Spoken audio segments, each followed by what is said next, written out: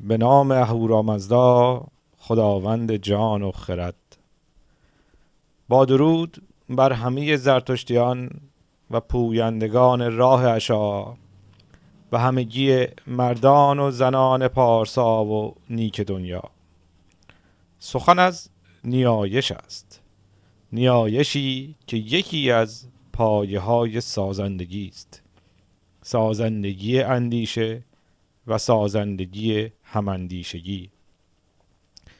نیایش را اگرچه به درگاه اهورامزدا می کنیم، اما نه از برای او می کنیم که او را نیازی به نیایش ما نیست، بلکه این ما انسان ها هستیم که نیاز داریم تا به وسیله‌ای خود را آرامش بخشیم، آرامشی که راز بهزیستی و تندرستی تن و روان و اندیشه است، آرامشی که از تمرکز فکری به دست آمده و از رخنه پدیده های آزاردهنده اندیشه و تن و روان مانند تنش‌ها، دلواپسی‌ها، رشک، کینه، بدگمانی و مانند آنها جلوگیری می کند و در برابر نیروهای مثبت و سازنده را پشتیبانی و نیرو رسانی کرده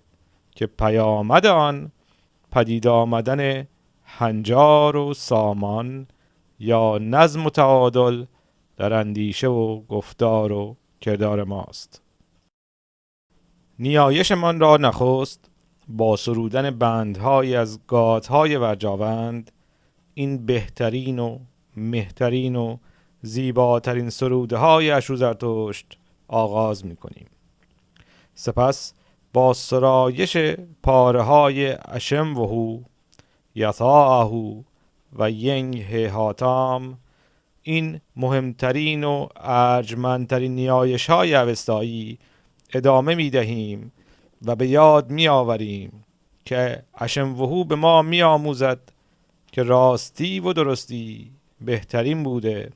و خرسندی و خوشبختی می آورد. یتاهو گوش زد می کند که گزینش راهبر دین و دنیای ما یعنی اشو زرتشت از برای راستی و درستی او بوده و ما نیز کارهای خوب زندگانی خود را برای خدای دانا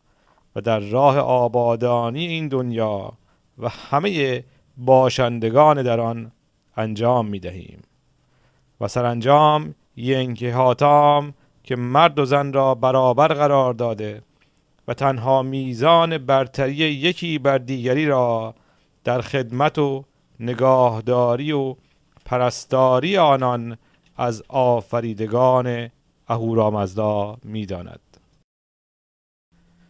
در ادامه نیایش های گاه ها آمده است که برای هر گاهی نیایش ویژه خود را دارد.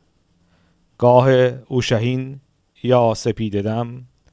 گاه هاون یا بامداد، گاه رپیتوین یا نیمروز، گاه اوزیرین یا پسین و گاه ایویس روترم یا شامگاه. سپس با خواندن کم نامزدا ایمان و اندیشه را به یاری می‌خوانیم تا در برابر دروغ پرست ایستاده و با وجدان بیدار در پی راستی و حقیقت باشیم. با تت توا پرسا میپرسیم و میدانیم که راهبر دین و دنیای ما اشو زرتشت است و پیام او را از راه سروش در خواهیم یافت. احمای رشجه سرودی است برای آرزوی تندرستی برای خود و خانواده و با سراییدن آن کشتی را در دست آماده می کنیم تا با خواندن اوستای کشتی پیمان خود را زنده کرده و به خود یادآور شویم که برگزیده ایم تا زرتشتی باشیم و با کارهای خوب خود جهان زنده را تازه به تازه گردانیم، تا در پیامد آن خرسند شده و خرسندی را پراکنده کنیم و در پایان با هماندیشان و همرزمان خود